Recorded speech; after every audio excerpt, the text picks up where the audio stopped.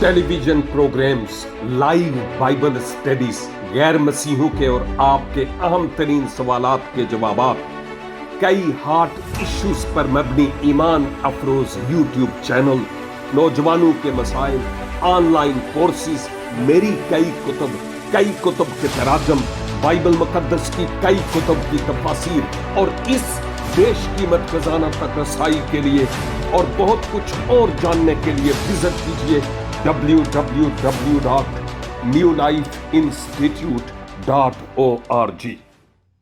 एक बड़े दाना शख्स ने यह कहा है कि बहुत से अच्छे काम होते हैं जो करने चाहिए लेकिन हम नहीं करते।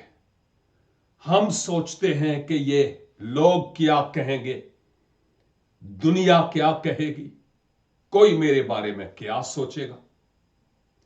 लेकिन मैं आपको यह बात बताना चाहता हूं कि हर वो काम जो खुदा के जलाल का सबब है, उस काम को कर दें, क्योंकि मुकद्दस पौलुस रसूल फरमाते हैं, बस जो कुछ करो ये जान कर करो कि खुदावंद के लिए करते हैं।